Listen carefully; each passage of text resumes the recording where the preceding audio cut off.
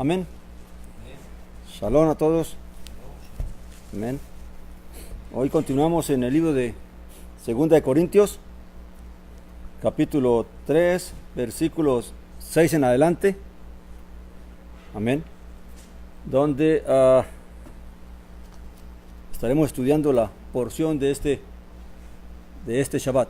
Amén. O de este día de reposo. O de este día en que nos congregamos. Amén. Amén, mis hermanos. Dice así la palabra del Señor. Leamos desde el 5.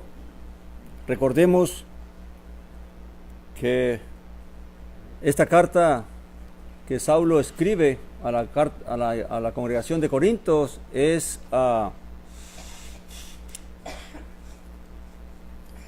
fortalecer la fe de los corintios. Amén. Ya vimos que en la primera carta hubo muchas instrucciones acerca de muchos conflictos que ven allí. Pero esta carta es primeramente para fortalecer la fe de los corintios, porque recordemos que al comienzo de la carta se nos narra que parece que alguien había estado hablando mal de Saulo allá en Corinto, y por lo tanto él, pues, la carta la utiliza también para presentar una defensa de su ministerio, de lo que él está haciendo. Amén. Y también de lo que hace, del ministerio del evangelio en sí. Amén. Y en este día vamos a ver cómo él va a hacer un paralelo defendiendo el ministerio del nuevo pacto, defendiendo el ministerio del Espíritu, cómo él va a hacer un paralelo entre lo que era el primer pacto y lo que era el nuevo pacto. ¿Y por qué es que su énfasis está puesto en el nuevo pacto y no en el primer pacto? Amén.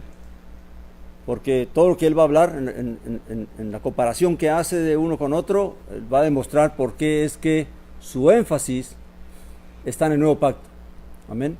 Y no en el primer pacto. Amén. Dice así. Versículo 5, no es que seamos suficientes por nosotros mismos para pensar algo como de nosotros mismos, sino que nuestra suficiencia proviene de Elohim. Ahora, todo esto claramente lo está diciendo Saulo, también trayendo a la memoria el hecho de que aún el primer pacto, que fue traído por medio de Moisés, claramente vemos que Dios tuvo que capacitar a Moisés. Dios tuvo que preparar a Moisés para que Moisés fuera el instrumento que Dios iba a usar para que traer este pacto con su pueblo, para traer la liberación, pero también pensando en aras de que se iba a hacer un nuevo pacto y que Israel iba a entrar a la tierra prometida. Amén. Así que cuando Saulo dice esto de la capacitación, no es del hombre en sí, no es que el hombre esté capacitado para una obra como esta, sino que tal capacitación viene de Dios mismo. Amén. Entonces dice, el versículo 6 dice, el cual asimismo nos hizo ministros competentes de un nuevo pacto, no de la letra, sino del Espíritu, porque la letra mata, pero el Espíritu vivifica. Y aquí empieza él entonces a presentar por qué su ministerio es el nuevo pacto. Amén. Y empieza a establecer las diferencias que hay entre el nuevo pacto y el anterior pacto. Amén. Y lo primero que él dice es, no de la letra, sino del Espíritu. Cuando habla de la letra, está hablando de lo que claramente se escribió, de las instrucciones que fueron escritas tanto en las tablas de piedra como en el rollo que luego Moisés escribió para dejar memoria de toda la instrucción de toda la Torá que Dios daba al pueblo. Amén. Entonces, Saulo está diciendo, no soy ministro de ese pacto. Amén. O de ese mandamiento escrito, sino somos ministros de un nuevo pacto, el pacto del Espíritu. Ahora, ¿cuál sería la diferencia entre un pacto y otro? ¿Cuál es la diferencia entre la letra y el espíritu? Amén. Porque entonces claramente, si es el mismo pacto, si todo lo del primer pacto está vigente, entonces ¿para qué un nuevo pacto? Amén. Ahora, ¿por qué luego dice él que porque la letra mata, pero el espíritu vivifica? ¿Qué quiere decir él? ¿Qué es lo que está comparando él aquí? Que claramente el mandamiento que fue dado en el monte Sinaí, en el desierto de Israel, ese mandamiento lo que vino fue a traer ¿qué? Muerte al pueblo. ¿Y por qué muerte al pueblo? Primeramente debemos recordar por qué fue dada la ley. ¿Cuál fue la razón por la que Dios dio una ley a Israel? Porque claramente el pueblo era transgresor. Vivían en la carne y cometían, en los deseos de la carne, cometían muchas injusticias y mucha maldad.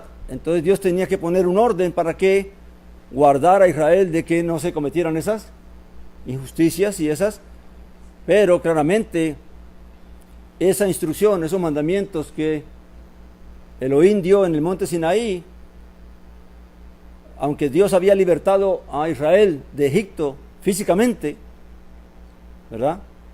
Pero no los había libertado del pecado ni de la carne. ¿Amén? Por lo tanto, Israel caminaba en la carne. ¿Y qué pasó con el mandamiento que se les dio? ¿Qué dice Saulo en el capítulo 7 de Romanos? Que el mandamiento, el pecado, tomando ocasión por el mandamiento, ¿qué hizo? Mató al hombre. ¿Por qué? Porque claramente el hombre no pudo obedecer el mandamiento. Y al no obedecer lo que dice la Escritura, todo aquel que transgrede la violada es ¿qué? Todo pecado es ¿qué? ¿Cuál es la paga del pecado? La muerte. Entonces, Saulo está trayendo aquí, la letra mata en el sentido de que, aunque la letra nos dice, el mandamiento nos dice qué es lo que se debe hacer y qué es lo que no se debe hacer, mientras estamos en la carne, no tenemos poder para obedecer, porque la carne nos domina y el pecado, tomando ocasión por el mandamiento, lo que hace es que nos mata porque nos lleva ¿a qué? A pecar. Porque el que anda en la carne está dominado por el pecado que está en la carne, y entonces hace aquello que está en contra lleva a hacer lo que no quiere hacer. Lo que sabe que no debe hacer, al final termina haciendo lo que no debe hacer. Estamos hablando de que el primer pacto se dio en la carne. Amén. Ahora, entendiendo eso, ahora entendemos por qué es que él dice que sino del espíritu, que ahora el nuevo pacto no es el primer pacto, no es de la letra, sino porque la letra mata, sino del espíritu, porque el espíritu vivifica. ¿Qué es lo que quiere decir Saulo con eso? Que Dios, ¿cuál es el plan de Dios con todos nosotros, con todos los creyentes en todo el mundo, a partir del nuevo pacto? ¿Cuál es el plan de Dios? De que todo Israel un día vuelva a la tierra de Canaán, a la tierra de Israel. Que un día todo su pueblo sea recogido. Amén. Y sean llevados a la tierra de Israel. Pero Dios no va a permitir que se cometa el error dos veces. ¿Verdad? Porque entonces si Dios nos lleva tal como estamos, ¿qué pasa? Vamos a hacer lo mismo que hicieron el Israel de antes. Dejarnos dominar por la carne y pecar, y entonces ahora vamos a volver a ser echados de la tierra, porque ¿cuál es el castigo del pacto de la tierra de Canaán? De que si pecamos, si no somos fieles a Dios, la misma tierra nos vomita. Ahora, Dios no va a cometer, ni va a permitir que se cometa ¿qué? Dos veces el mismo error. Por lo tanto, el Israel que va a entrar ahora a la tierra prometida es un Israel que ya no va a ser vomitado. ¿Por qué? Porque Dios lo va a perfeccionar, lo va a liberar del pecado, de la carne y de toda maldad, para que entonces Israel pueda permanecer ¿qué? En su tierra todo el tiempo. Amén. Que Dios así lo establezca. ¿Me están entendiendo el punto? Entonces, ¿qué es lo que hace el Espíritu? ¿Para qué fue dado el Espíritu? ¿Cuál es ¿Cuál es el pacto del Espíritu? Que Dios nos va, a los creyentes, los va a liberar. No tal vez de la liberación física que se hizo Israel, sino de la liberación, ¿qué? Del pecado. ¿Cuál fue el tropiezo de Israel para no permanecer en la tierra prometida después de haber entrado? ¿Cuál fue el tropiezo de Israel para quebrantar el pacto desde el mismo desierto? La carne, el pecado. Israel, por la debilidad de la carne, ¿qué pasó? Pecaron y transgredieron el mandamiento y transgredieron el pecado, invalidaron el pecado, invalidaron el pacto. Amén. Ahora ¿qué está haciendo Dios en este nuevo pacto? Perfeccionando a Israel. La liberación física va a venir, pero no es ahora. ¿Cuándo va a venir la liberación física? Cuando todo Israel sea recogido de entre las naciones y sea llevado ¿a dónde? A la tierra de Israel. Allí se acabará toda opresión del mundo y de la sociedad contra los hijos de Dios, porque ya no habrá forma de que estemos sometidos a más nadie, ni laboralmente ni institucionalmente, sino que realmente seremos libres, amén, para convivir con nuestro Elohim.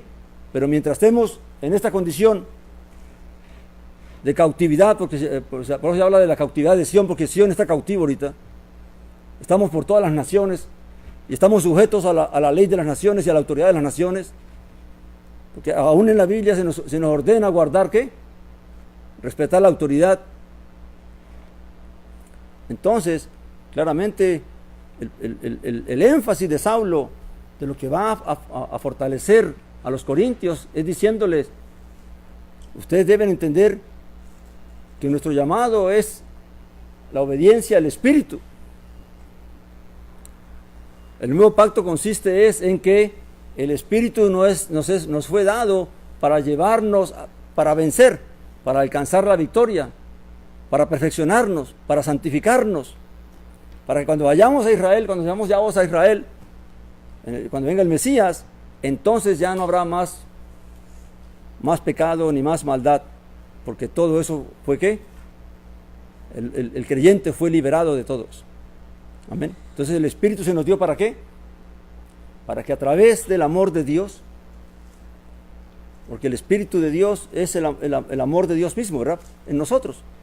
El amor de Dios fue lo que hizo que nos diera Yeshua, el Mesías. Y en él entonces Dios nos concedió todo esto que nos ha concedido.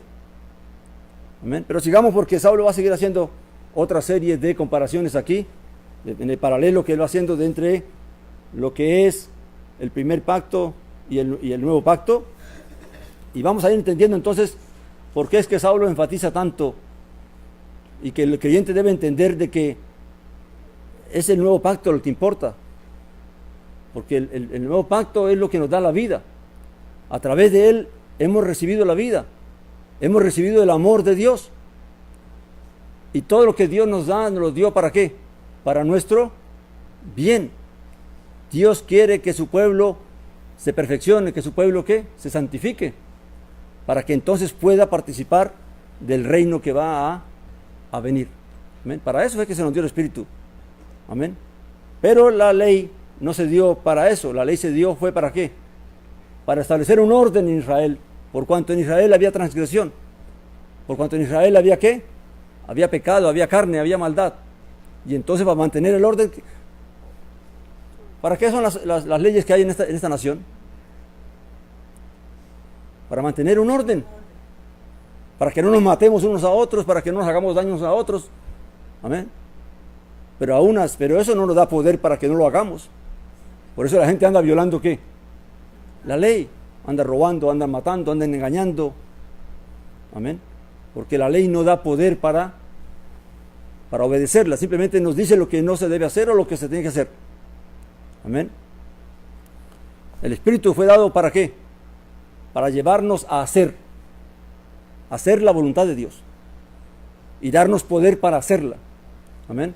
Luego dice, más al final vamos a hacer un paréntesis para hablar un poco más de lo que es la ley. Amén.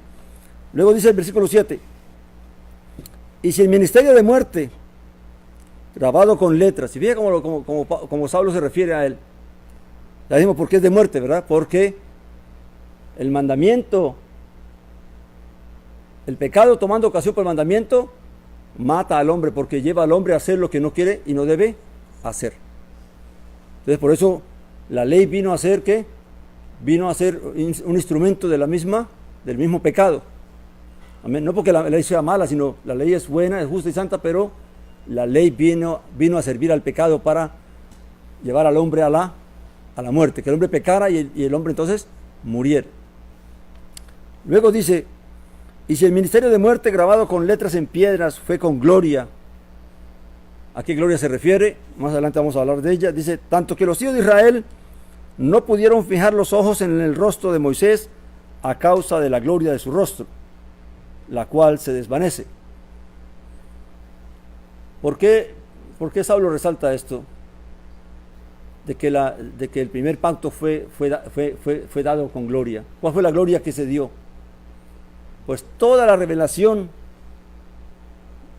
de Dios que se manifestó allí en el monte Sinaí, cuando oyeron los truenos, cuando vieron el fuego, vieron la columna de fuego y la nube que los protegía, amén, y además vieron el rostro de Moisés cuando descendió del monte con las tablas de la ley, todo reluciente, y entonces Moisés tuvo que ponerse un velo, amén. Pero todo esto que se hizo fue glorioso para Israel. En ese momento todo fue una manifestación de la gloria de Dios.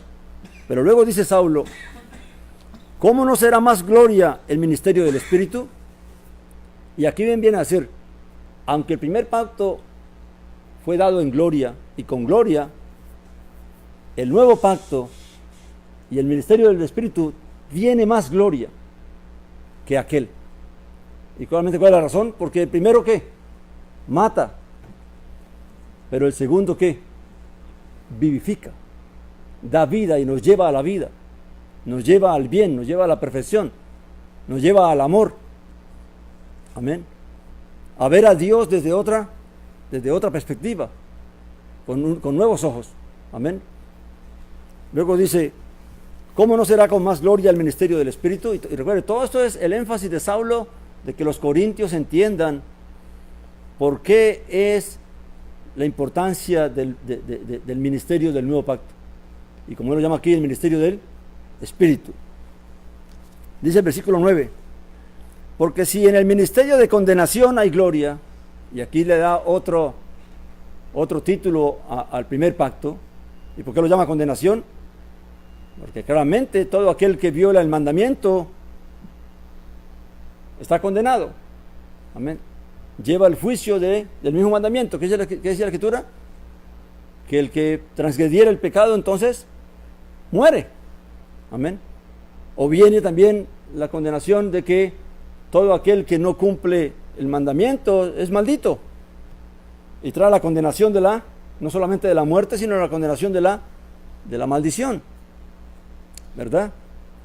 Luego dice, porque si el ministerio de condenación hay gloria, mucho más abunda en gloria el ministerio de la justicia. ¿Por qué el ministerio del Espíritu es ministerio de justicia? Porque todo aquel que vive en el Espíritu y todo aquel que obedece al Espíritu y que camina en el Espíritu, claramente va a agradar a Dios y va a hacer la voluntad de Dios, y eso lo va a justificar, su fe en obedecer al Espíritu, su fe en caminar con el Espíritu, su fe en caminar en el Espíritu, claramente lo va a justificar. Amén. Y más adelante vamos a ir a una parte donde Saulo explica mucho mejor esta parte. Amén. Luego dice, abunda más gloria en el ministerio de la justicia, pues aún lo que fue glorioso, hablando del primer pacto, no es glorioso en esta parte, a causa de la gloria que lo sobrepasa. ¿A qué más glorioso? ¿Lo que me lleva a la muerte o lo que me lleva a la vida? Amén. ¿Lo que me lleva a la condenación y a la maldición o lo que me lleva a la justicia, a la justificación? Eso es Fíjense bien el paralelo que hace Saulo para que los corintios entiendan por qué es que estamos en un nuevo pacto, por qué es que el Señor nos ha concedido un nuevo pacto.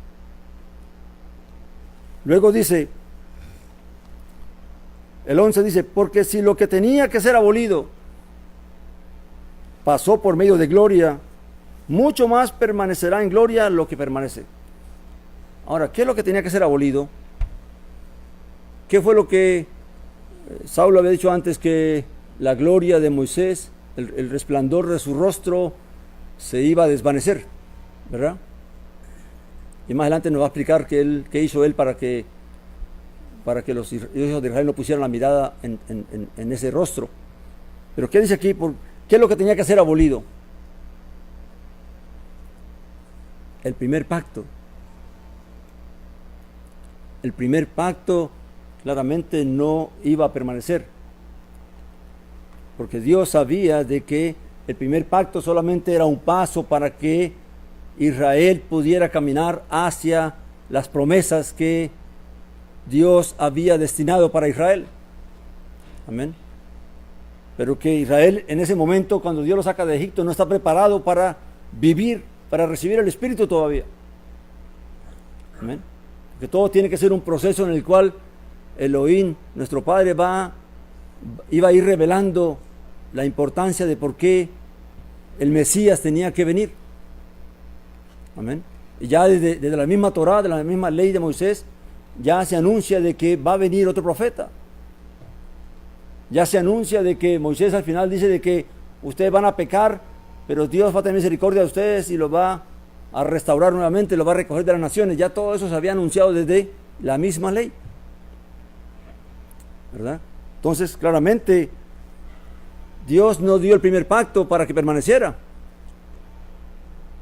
El primer pacto era temporal, amén, hasta que viniera la simiente, hasta que viniera el Mesías, y luego entonces vendría realmente lo que iba a permanecer, y lo que va a permanecer, que es el ministerio del Espíritu. Amén. Dice, porque si lo que tenía que ser abolido pasó por medio de gloria, mucho más permanecerá en gloria lo que permanece. ¿Qué es lo que permanece? Lo del Espíritu.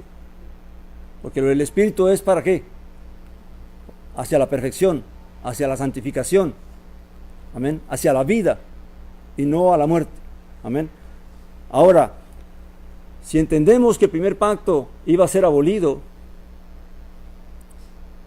y esta pregunta la voy a dejar aquí pendiente, pero más adelante la resolvemos. Entonces, ¿cuál era el pacto, el primer pacto? ¿En qué consistía el primer pacto?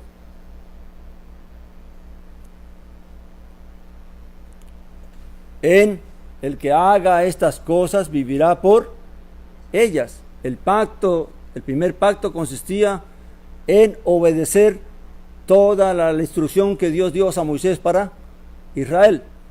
Toda, no estamos hablando de una parte, sino de toda la instrucción. Israel debía guardar como pueblo toda la instrucción que Elohim había dado a través de Moisés. Entonces el pacto consistía en que se debía obedecer ese mandamiento, se debía obedecer esa ley para poder vivir. Ahora, si el pacto está abolido, ¿qué pasa con la ley?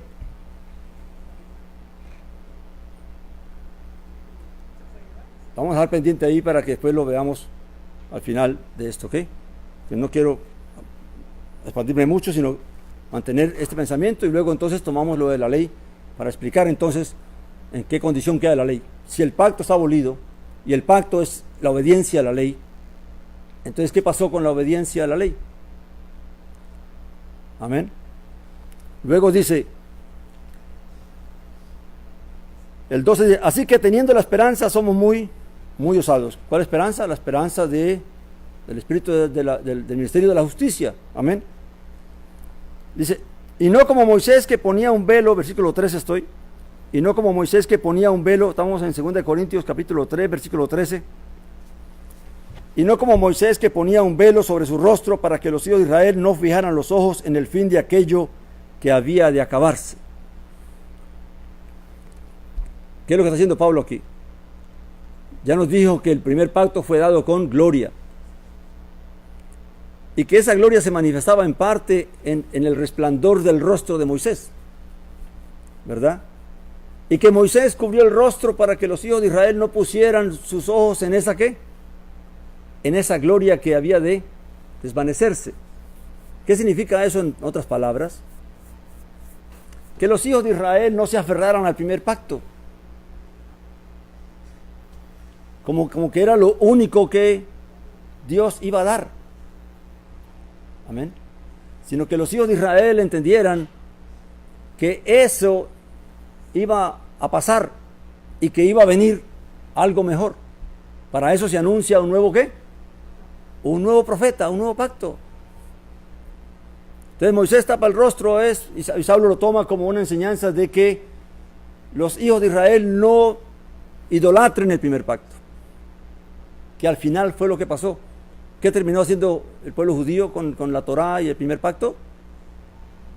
Lo idolatran hasta el día de hoy, a tal punto de que rechazan el nuevo pacto, rechazan al Mesías. Amén. Y no entendiendo de que eso iba a ¿qué? Eso no iba a permanecer. En Hebreos mismo dice, si me acompañan allí, al capítulo 8 de Hebreos, lo voy a tomar para que lo vean allí. Capítulo 8 de Hebreos.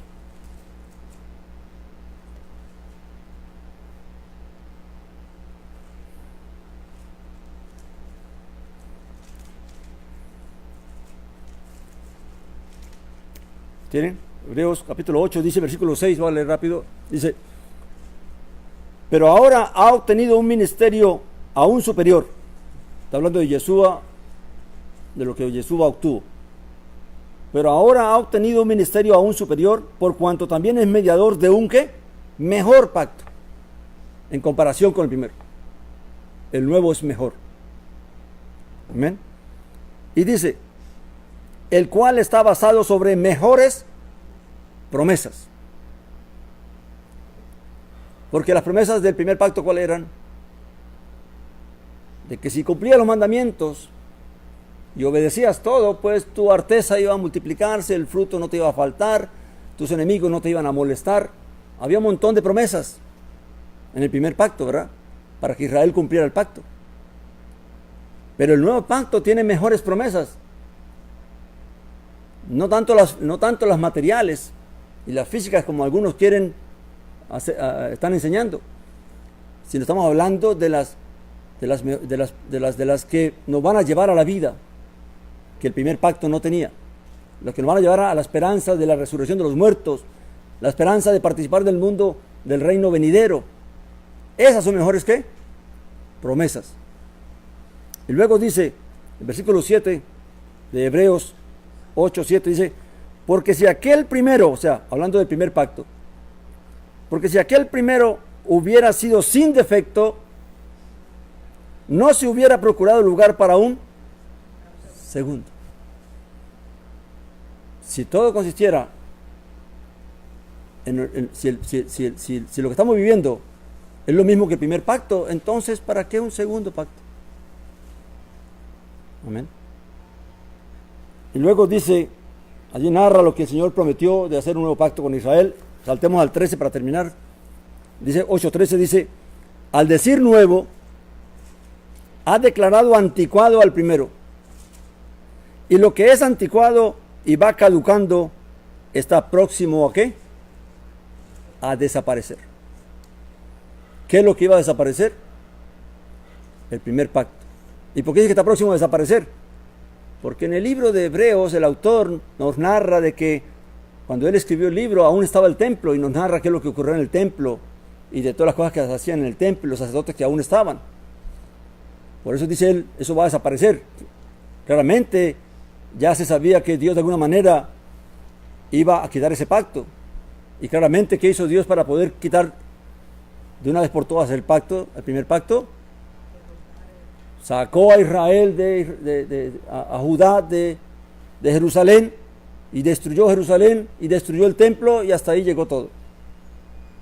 Ya no hay más sacerdotes, ya no hay más diezmos, ya no hay más templo, amén, ya no hay más sacrificios, y ya todo el primer pacto quedó finiquitado. Amén. Y entonces está vigente ahora ¿qué? El pacto del Espíritu. Y el Espíritu es el Espíritu que nos lleva a amar, que nos lleva a hacer el bien, que nos lleva a vencer nuestras debilidades, que nos lleva a vencer esta carne para imponer la justicia, para aborrecer la maldad. Para eso es el ministerio del Espíritu. Para que el hombre supere lo que Israel no pudo superar en el primer pacto, que fue la carne, porque el tropiezo de Israel en el primer pacto fue la carne. Por la carne cometió todas las transgresiones, por la carne pecó y terminó invalidando ¿qué? El pacto.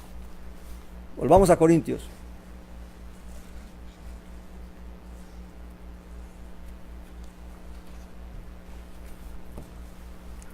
¿Dónde vamos?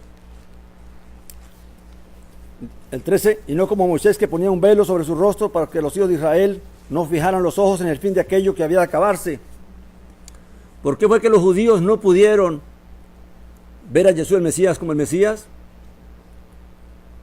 Porque se aferraron al primer pacto. ¿Ven? Hicieron un montón de mandamientos y una tradición de tal manera de que para ellos eso era el todo. Como dice Saulo en otro versículo, dice que ignorando la justicia de Dios, procuraron su propia ¿qué? Justicia. Y se aferraron a ese pacto como que esto es lo que vale y no vale más nada. Y rechazaron al Mesías. Amén. Y luego dice que el 14, pero el entendimiento de ellos, ¿de quiénes? De los judíos, de los israelitas, que no creyeron, que no creen, ¿verdad? Dice, pero el entendimiento de ellos fue embotado, porque hasta el día de hoy, o sea, en el momento que Saulo está escribiendo esta carta, o este rollo, porque hasta el día de hoy, sobre la lectura del antiguo pacto, y fíjate cómo él lo llama, ¿verdad? Del antiguo pacto, dice, permanece el mismo velo no descorrido, que por el Mesías es quitado. O sea que cada Shabbat que se reúnen el pueblo judío para estudiar la Parashá, para estudiar la Haftarah, y distribuyeron toda la Torá de Moisés y algunas porciones de los profetas las distribuyeron en porciones para leerla durante todo el año, todos los sábados. Cada sábado se lee una porción que se llama Parashá, ¿verdad? Y una porción de los profetas que se llama Haftarah. Y eso es lo que se estudia todos los sábados, todos los años, todo ese tiempo. Amén. Y como ellos están aferrados a eso, a ese primer pacto, a la gloria de ese pacto, dice que el velo aún que está ¿qué? Está puesto, no pueden ver. Porque todo lo que ven es la gloria del primer pacto. Amén. Ahora, ¿quién quita ese velo? Jesús el Mesías. Que por el Mesías es quitado. O sea, el único que puede quitar ese velo que tiene el pueblo judío, que tiene Israel sobre el primer pacto, solo lo quita el Mesías. Amén. Por eso es que en los evangelios se nos narra que cuando el Mesías murió, ¿qué pasó con el velo del templo? Se rasgó, ¿verdad? Indicando que el camino al Señor estaba abierto. Ya no había más tropiezo para que nos acercásemos a Dios nuestro Padre. Amén. Luego dice, el 15 dice, y aún hasta el día de hoy, siempre que es leído Moisés, un velo está puesto sobre el corazón de ellos. Y podríamos decirlo, parece que esta palabra es tan profética que podemos decirlo hoy también. Hoy podríamos decir, hasta el día de hoy, el pueblo judío aún tiene el velo puesto. Aún cuando cada Shabbat se reúnen, se congregan para estudiar la Torah, estudiar la Parashá de cada Shabbat, de cada día de reposo. Estudiar la Haftarah, la porción de los profetas que se estudia. Y solo hasta que crean en el Mesías, entonces será que el velo será quitado. Por eso nuestra oración por el pueblo judío, por la casa de Judá y por Israel que está allí, es que Dios permita que el velo sea quitado, que la venda sea quitada y que Dios permita que la luz gloriosa, que Dios haga resplandecer, así como Dios hizo resplandecer sobre Saulo a Jesús el Mesías, que él estaba sumido en su entrega al primer pacto, porque Saulo era fariseo de fariseos, amén, y estaba cegado persiguiendo a los creyentes que habían creído en el Mesías. Y Dios por misericordia hizo que Jesús el Mesías resplandeciera sobre Saulo, y entonces la venda de sus ojos, ¿qué ve? Se le cayeron como escamas, y Saulo pudo ver lo que de otra manera no podía ver.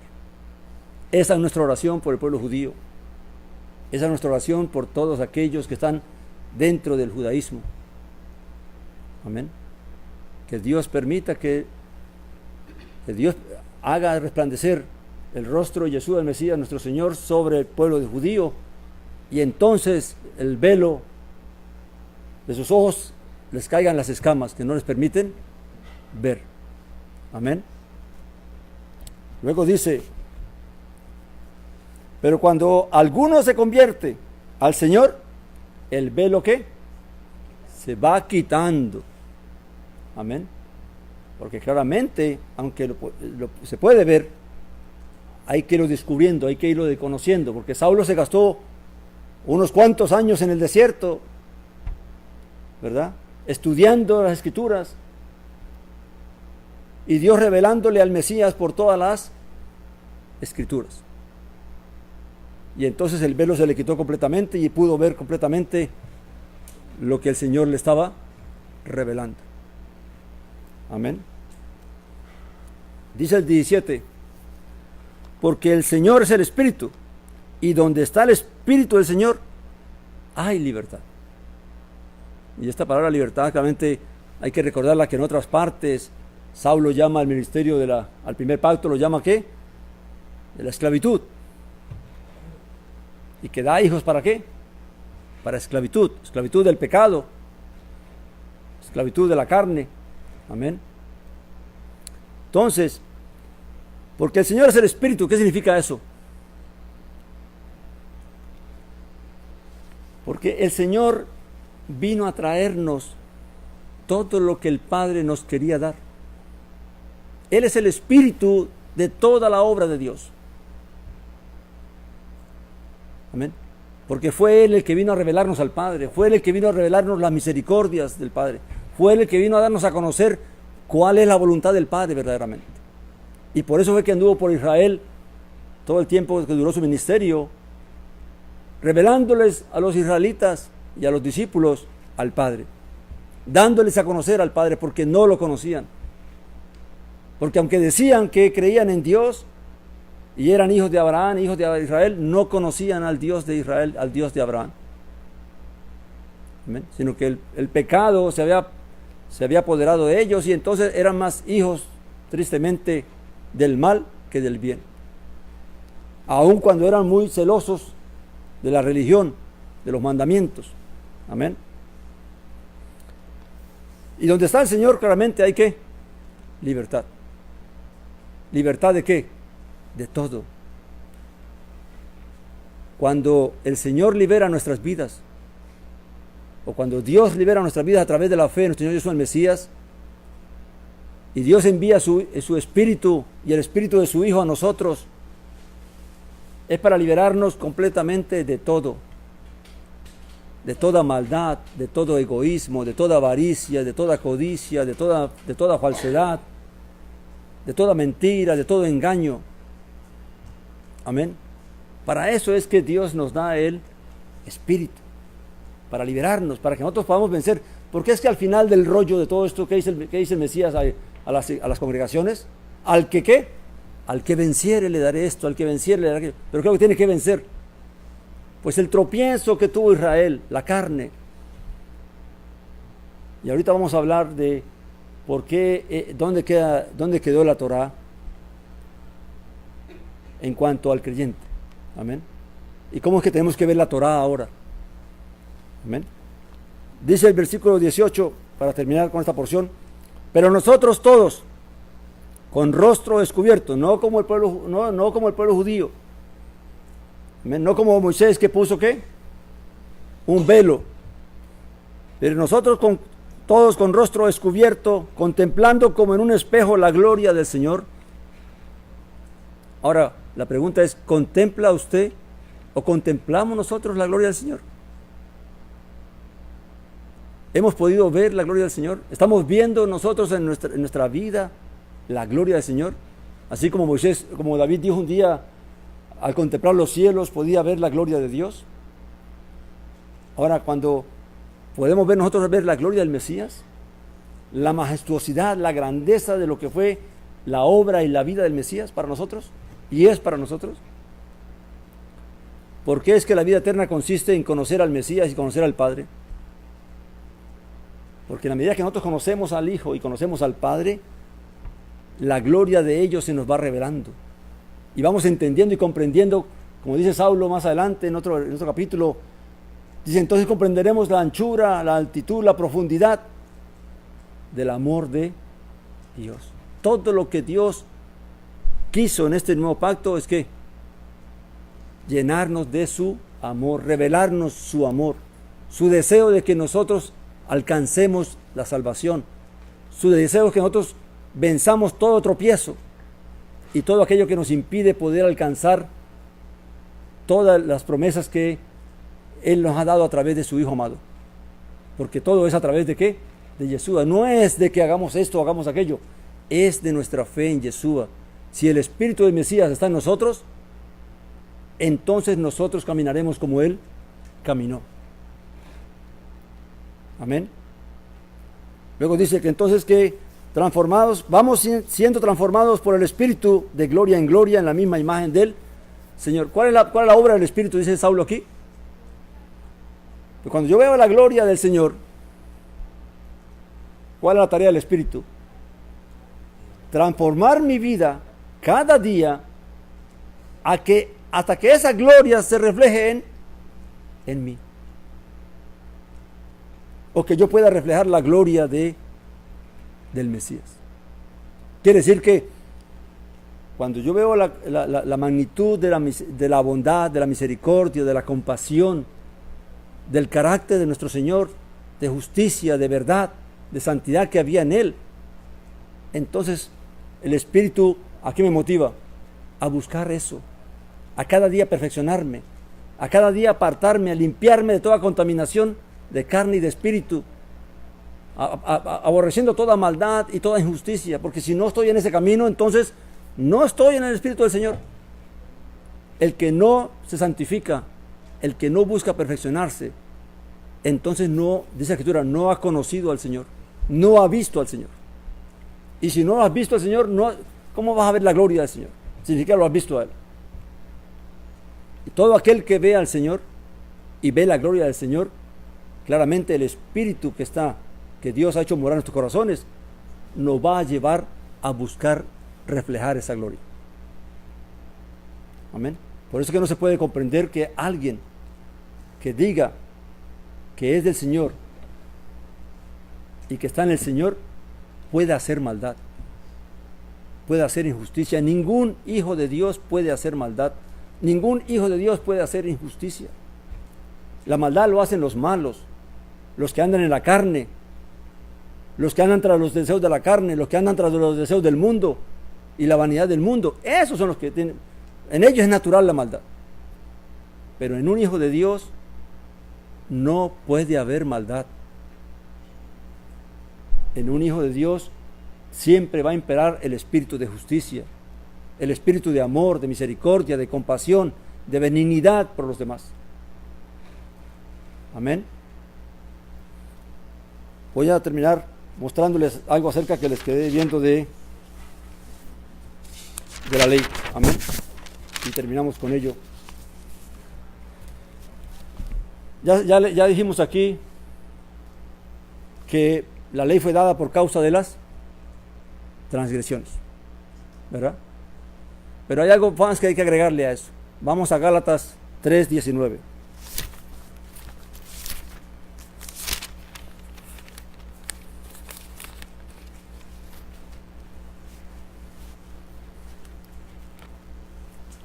Hay algo que uno puede ver en Saulo. Saulo no podía usar una sola carta para explicar todo lo que él comprendía acerca de un tema. Y claramente porque también parece que cuando iba a alguna congregación, pues él enseñaba unas cosas, pero luego entonces escribía cosas que le había faltado o que quería enfatizar en ellos. Amén.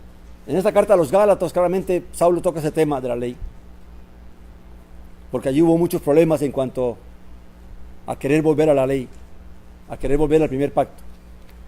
Dice Saulo, capítulo 3 de Gálatas, versículo 19, dice: ¿para qué entonces la ley? O sea, ¿para qué sirve entonces la ley? Dice: fue añadida por causa de las transgresiones. Sí, pero hasta que viniera ¿qué? La descendencia que había sido ¿qué? Prometida y fue promulgada por medio de ángeles. Dice el 21, saltamos. Entonces, ¿la ley está en contra de las promesas? No. En ninguna manera, porque si hubiera sido dada una ley que puede dar vida, la justicia sería verdaderamente por la Torah. La Torah no puede vivificar. Y la Torah no puede vivificar porque no tiene el poder para hacer que el hombre obedezca la instrucción, el mandamiento. Pero aquí lo que está claro es que la ley tenía un propósito. Amén. Era guardar a Israel ¿hasta qué? ¿Hasta cuándo? Hasta que viniera la simiente. ¿Cuál es la simiente? Yeshua el Mesías y todos los hijos que Dios le dio. Amén. Porque es en Yeshua que somos ¿qué? Hechos hijos de Dios. Y si estamos en Yeshua el Mesías, somos hijos de Abraham también. Dice aquí el versículo, saltemos al 23. Y fíjense todo lo que Pablo habla de la ley aquí. Dice: y antes que viniera la fe, o sea, el nuevo pacto, porque ya Abacú hablaba de la fe, ¿verdad? Estábamos encerrados bajo la ley. ¿Cómo estaban? Encerrados bajo la ley. Estaban guardados por la ley. Dice: confinados para la fe que iba a ser revelada. O sea que la ley lo que vino a hacer fue como que, como algo que los encerró para mantenerlos allí hasta que se manifestara ¿qué?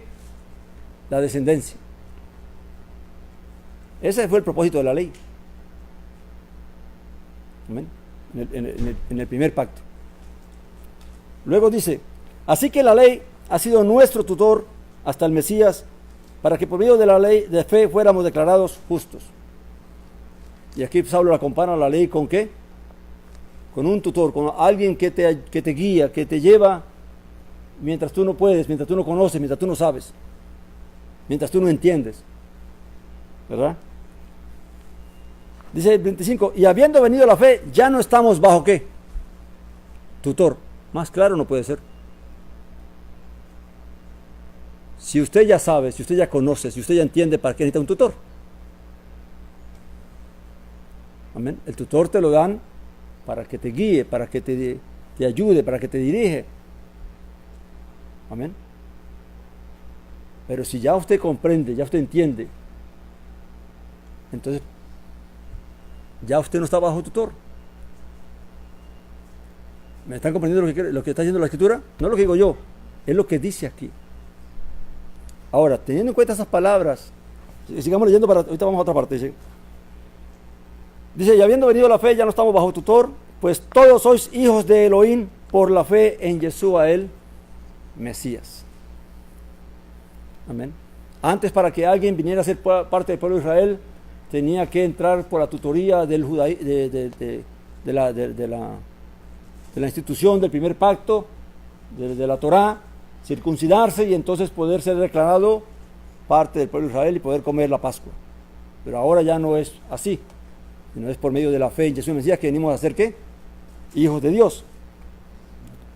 Dice el 27: porque en Él Porque todos los que fuisteis bautizados en el Mesías, del Mesías estáis, ¿qué? Revestidos. O sea, todo aquel que creyó y se bautizó en Jesús el Mesías, es como si el Mesías le pusiera su vestidura. Amén. Dice el 29 para terminar: y si vosotros sois del Mesías, entonces sois descendencia de Abraham, herederos según las promesas. Entendiendo esto de que ya no están, de que ya el Israel, habiendo venido el Mesías, que la Torá fue dada hasta que viniera la simiente, que era el Mesías, y que venida la fe y venido el Mesías, ya Israel no está bajo tutor. Entonces la pregunta es, bueno, ¿qué pasó entonces con la ley? ¿Cómo queda la ley ahora? Si ya ahora no es mi tutor y ya el primer pacto fue abolido, entonces ¿en qué queda la Torá que se dio en el desierto de Sinaí? Vamos a ir al libro de Romanos.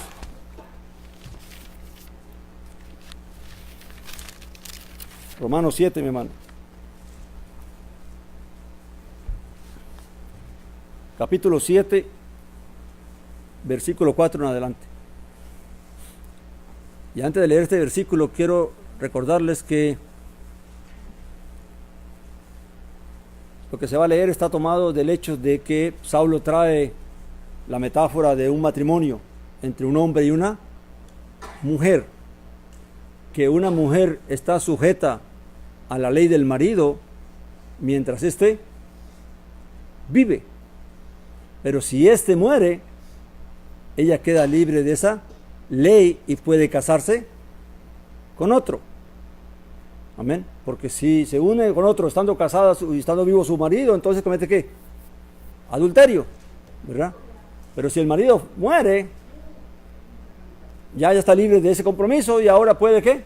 Unirse a otro marido. Ahora fíjense, cuando una mujer, en ese caso vamos a traer ese ejemplo, que estuvo casada con un marido, le tuvo que ser fiel, cocinarle, cuidarle, ayudarle, y ahora se une a otro marido, ¿dónde queda el otro marido? ¿A quién tiene que serle fiel ahora? ¿A quién tiene que obedecer ahora? ¿A quién tiene que no serle infiel ahora? Al nuevo marido. ¿Qué pasó con el marido que murió? Quedó atrás. ¿Dónde quedó todo el compromiso que ella tenía con él? Quedó atrás. Pero ahora, en este nuevo compromiso, claramente su obligación es con este nuevo compromiso: amarle, respetarle, cuidarle, ayudarle, sostenerle. ¿Ah? No, estamos hablando de la muerte, porque el matrimonio, recuerde que el matrimonio solamente lo resuelve ¿qué? La muerte. No vamos a ahondar más en eso. Ahora, dice, fíjate lo que decir Saulo a partir de esto, para que entendamos lo que pasó con la ley. Así también vosotros, hermanos míos, se os hizo morir a la ley. Amén. Mediante el cuerpo del Mesías. ¿Qué quiere decir esto? Que cuando el creyente se bautiza en Jesús el Mesías, ¿qué pasa entonces? El compromiso que tenía con el nuevo pacto, ¿qué pasó? Se acaba. Ya no hay más compromiso porque Él ha muerto al primer pacto, ha muerto al pecado, ha muerto a la ley. Amén. Ya no tiene más compromiso con eso. Ahora su compromiso es ¿con quién? Con Yeshua el Mesías. Con serle fiel a Él, con obedecerle a Él, con seguirle a Él. Por eso Yeshua dijo, interesante que Él mismo dijo, si me amáis, guardad mis mandamientos. Amén. Luego dice, sigamos leyendo, y ahorita le explico algo más. Dice, se os hizo morir a la ley mediante el cuerpo del Mesías para que llegaras a ser de otro, del que fue resucitado de entre los muertos, a fin de que diéramos fruto para Elohim. ¿Cuál es el propósito de liberarnos de la ley y poder ser del Mesías? De que fructifiquemos, cosa que no podíamos hacer o que no se podía hacer cuando lo que estaba en el primer pacto. o los que están en el primer pacto no pueden fructificar. ¿Por qué?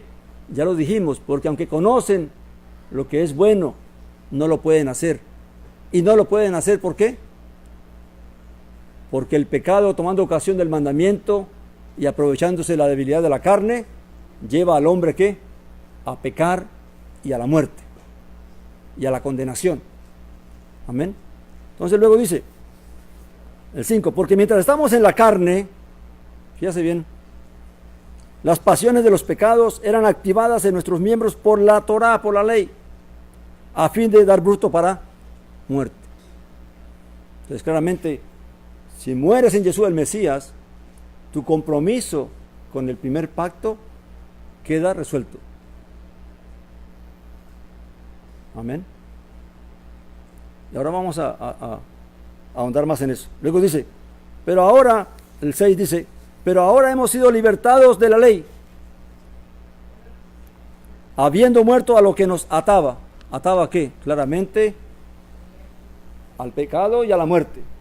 Porque el pecado, tomando ocasión por la ley, nos llevaba ¿a qué? A morir. Amén. Pero ahora han sido libertados de la ley, habiendo muerto a lo que nos ataba, de modo que sirvamos de novedad de espíritu y no en vejez de letra. O sea, cuando él dice novedad de espíritu, es que ahora algo nuevo viene a nuestras vidas, que no era conforme a lo que estaba escrito, sino que ahora el Espíritu me va a revelar cosas diferentes, me va a enseñar a ver diferente, me va a enseñar a poner mis ojos donde tengo que ponerlos,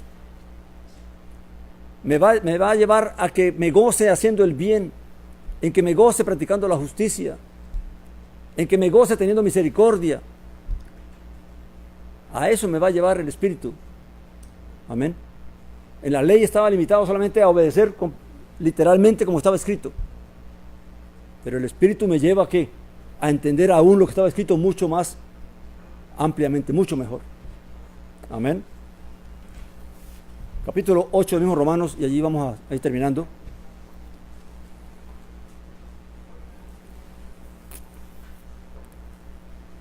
Dice el versículo 8.1, dice, ahora pues, ninguna condenación hay para los que están en Jesús el Mesías. Ahora, y esto hay que aclararlo bien. Para los que están en Jesús el Mesías, porque los que están en Jesús el Mesías, ¿están en qué?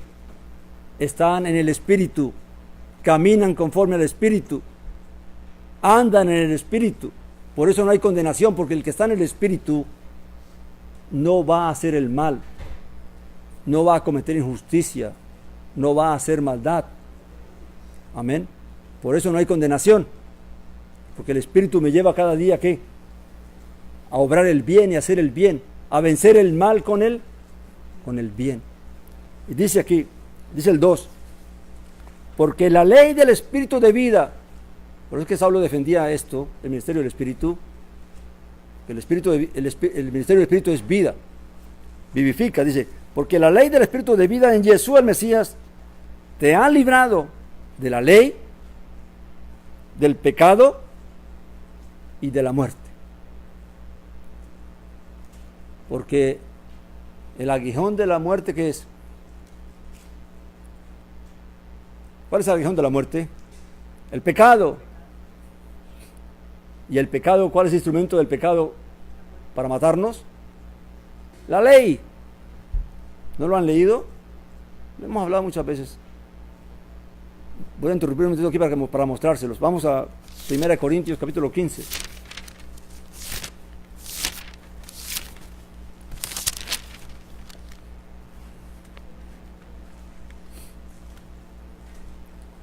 Si esto no se entiende en cuanto a la ley, vamos a estar dando vueltas en lo mismo todo el tiempo. También dice 1 Corintios 15, 56. Dice aquí, pues el aguijón de la muerte es ¿qué?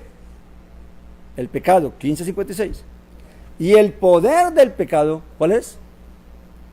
La Torá, la ley. Quiere decir que donde hay ley, el pecado va a buscar cómo usar ese mandamiento para producir en nosotros, para el que anda en la carne, pecar. Amén. Ahora, sigamos leyendo, vamos a Romanos otra vez. Romanos 8:2. Porque la ley del Espíritu de vida en Jesús Mesías te ha librado de la ley del pecado y de la muerte. Porque lo que no pudo hacer la Torá, la ley, ya que era débil por causa de la carne, recuerde que fue la razón por la que dio la ley, ese fue el tropiezo de Israel, lo hizo Dios enviando a su propio Hijo en semejanza de nuestra carne pecaminosa, y por el pecado condenó al pecado en la carne, para que la exigencia de la ley fuera cumplida en nosotros, que no andamos conforme a la carne, sino conforme al Espíritu. Porque los que viven según la carne tienen la mente en las cosas de la carne, pero los que viven según el Espíritu en las cosas del Espíritu. Porque la manera de pensar de la carne es ¿qué? Muerte. Pero la manera de pensar del Espíritu es vida y paz. Porque la manera de pensar de la carne es enemistad contra Elohim, pues no se sujeta a la ley de Elohim, porque tampoco puede. Así que los que están en la carne no pueden agradar a Dios. Pero vosotros no estáis en la carne, sino en el Espíritu, por cuanto el Espíritu de Dios vive en vosotros. Y si alguno no tiene el Espíritu del Mesías, este no es de él. Ahora, ¿qué es lo que está diciendo aquí Saulo? Mucha gente dice, pero bueno, entonces, ¿y la ley? ¿Qué pasó con la ley? ¿Dónde queda la ley ahora? Y tenemos ese temor como que, si ya tenemos que obedecer eso. Todo lo que se hace, hay dos maneras de hacer las cosas. O la haces por obligación, o la haces por amor. Amén. Claramente, cuando el esposo de una mujer muere y se une a otro, pues hace lo mismo que hacía con este, ¿verdad? Sus obligaciones no cambian, ¿entiende? Sino que ahora está en diferente posición. Amén. Ya no tiene compromiso con este marido, sino que tiene compromiso con este, y tal vez este tiene gustos diferentes, y entonces la cosa es diferente en algún sentido. Pero en cuanto a la ley, al mandamiento, claramente el Espíritu del Mesías no nos va a llevar a hacer cosas malas, a pecar contra Dios. El Espíritu de Dios, el Espíritu del Mesías nos va a llevar a amar a Dios. Amén. ¿Y ahora qué pasó con la Torá? Pues la Torá viene a ser parte de toda la instrucción de lo que es de Dios. Amén. Pero no la tomamos como que un mandamiento que tengo que cumplir, sino como la veo ahora, sino con amor. Veo lo bueno que está en el mandamiento y lo hago porque yo sé que eso que Dios dice que hagamos es para mí bien. El problema es cuando usamos el mandamiento y lo imponemos como que es parte de la salvación. Como que si tú no haces esto, entonces tú estás mal. No, yo puedo ver el mandamiento desde otra perspectiva. Y vamos a tomar el día de reposo. Yo puedo decir a alguien, tú tienes que guardar el sábado porque el sábado está en la ley. Y Dios ordenó que Israel guarde el sábado. Le estoy diciendo, tienes que hacerlo porque así lo manda Dios.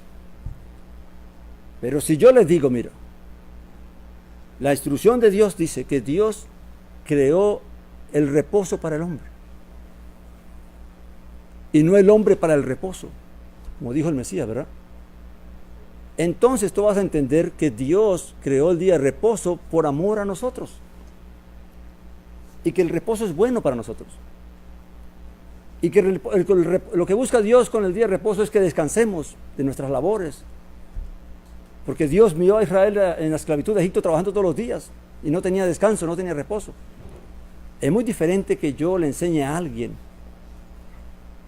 a amar el día de reposo como una bendición que Dios nos da, a decirle, es una obligación que tienes que hacerlo.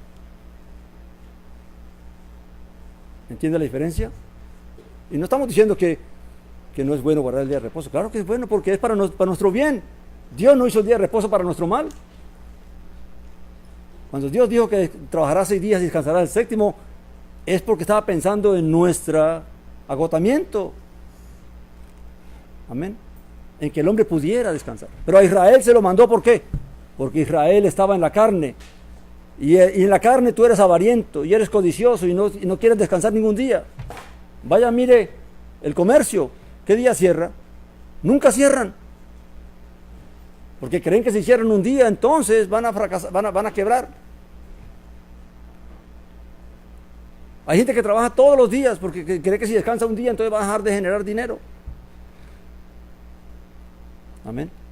Pero el creyente no toma la instrucción de Dios en nuestra condición, porque el Espíritu nos lleva a ver lo bueno, nos lleva a ver el amor de Dios, la bondad de Dios. Por eso que Saulo dice que realmente podamos comprender la altura, la anchura, la profundidad del amor de Dios para nosotros, que todo lo que Dios ordenó para nosotros es bueno.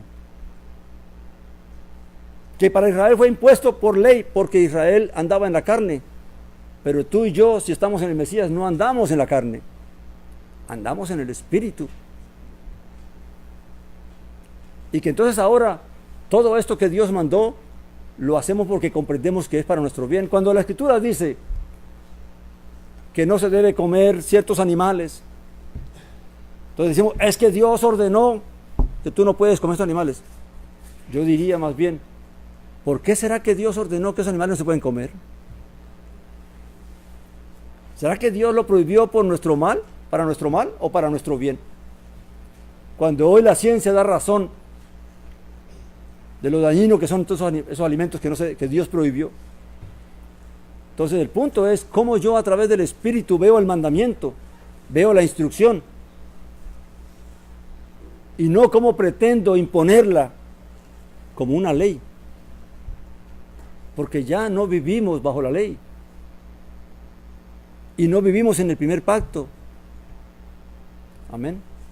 Pero eso no quiere decir que entonces la ley no es útil. Como dijo Saulo en 1 Timoteo, la ley es buena si la usas ¿qué? Legítimamente. Amén. Pero si la usas mal, es ilegítima, es mala.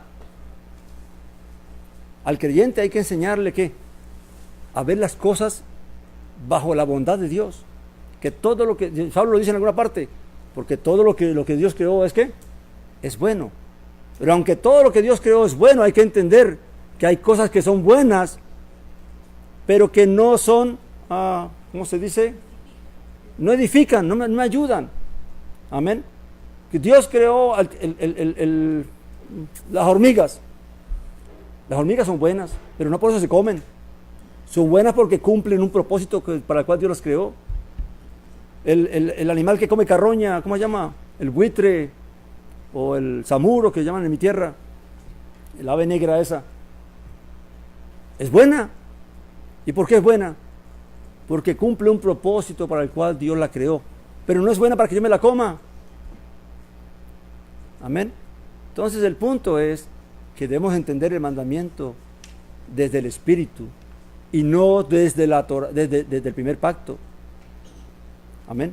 Porque claramente, si estamos en Jesús el Mesías, estamos caminando en el Espíritu, no en la carne. Porque si alguno está caminando en la carne, ¿qué dice? No tiene el Espíritu de Dios. Si alguien se anda rebelando contra las cosas de Dios, entonces no tiene el Espíritu de Dios. Está luchando con la carne.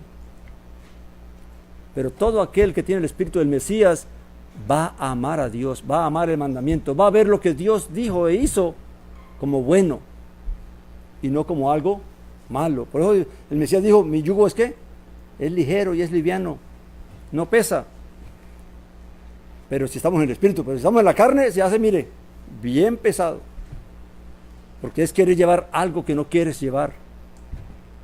Amén.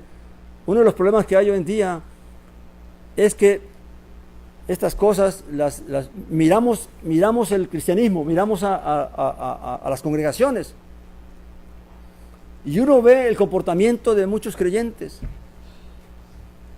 Amén. Y entonces tratamos de alguna manera para corregirlos, de decirles, pero que eso está mal y es que Dios ordenó esto. Pero resulta que lo que no estamos viendo es que no es de todos la fe, que no todos tienen el Espíritu de Dios, que aunque se congreguen en una congregación, no todos tienen el Espíritu del Mesías, no todos aman a Dios, no todos aman hacer la voluntad de Dios, no todos procuran conocer a Dios y al Mesías. Y por eso que entonces andamos tratando de ver cómo les ayudamos. Amén. Imponiéndole las cosas. Amén. Aún a los niños a veces hay que ponerles mandamientos porque están en una edad que no entienden, pero en la medida que van comprendiendo ¿qué? Hay que decirle por qué es que no se pueden hacer las cosas. Y ellos van cambiando. Amén. Entonces, mi hermano, el ministerio del Espíritu es mucho mejor que el ministerio de la letra. El nuevo pacto es mucho mejor que el primer pacto, que el antiguo pacto. Amén. Por eso que Saulo en Gálatas luchaba tanto con aquellos que querían volverse ¿a qué? A la ley. Vosotros que queréis guardar la ley, porque todos lo veían como ¿qué? Como ley. No podían verlo a través del Espíritu. Y claramente no podían verlo a través del Espíritu porque no estaban en el Espíritu, no tenían el Espíritu de Dios. Y todos querían hacerlo, era como que yo puedo hacerlo, yo sí cumplo con esto, yo sí hago aquello. No es así. Todo lo que hacemos, lo hacemos porque Dios nos da la fuerza, pone el querer como el hacer para hacerlo. Y si hay algo que aún no podemos hacer, aunque querramos hacerlo, y Dios que todo lo ve, un día nos concederá hacer aquello que queremos hacer. Porque ¿qué dice la Escritura? Dios concede el deseo de tu corazón, pero cuando tú buscas hacer ¿qué? La voluntad de Dios. Si tú anhelas hacer la voluntad de Dios, tal vez tenga tropiezos en ciertas áreas que no puedes, que sabes que quisieras hacerla, pero que no puedes por los compromisos, por las situaciones en que vivimos, por la sociedad en que vivimos. Pero si tú anhelas, Dios un día te lo va a conceder. Pero te lo va a conceder en amor, no en obligación. Amén. Y por eso es que uno ve tantas cosas en la Escritura que uno dice, pero vamos, Saulo no se preocupaba por la libertad de los esclavos. ¿Y cómo los esclavos iban a poder obedecer la ley? Si para obedecer la ley tú tienes que ser libre de todo. ¿Y por qué Dios sí liberó a Israel de la esclavitud de Egipto? Amén. Porque claramente todo es por el Espíritu. Entonces, yo espero en Dios que entendamos esto. La ley es útil, la ley es buena, pero si la usamos legítimamente, si comprendemos que la ley no es para el justo, la ley es para el pecador, para el malvado, para el que roba, para el que engaña, para el que mata, para el que secuestra, porque a ese lo condena la ley. Pero para el que anda en el Espíritu no hay ley. La ley del Espíritu nos lleva a amar a Dios y a comprender que todo lo que Dios ha dicho y ha hecho es bueno para nosotros. Y entendiéndolo en el sentido de que es bueno, porque hay cosas que son buenas, pero que no me son permitidas. Amén. Pero todo lo que Dios hizo es bueno. Amén, mis hermanos. Vamos a terminar allí. El tiempo se me fue. Padre Santo y Padre bueno, bendito, alabado sea tu nombre, Señor. Gracias damos a ti por tu infinita misericordia, bondad.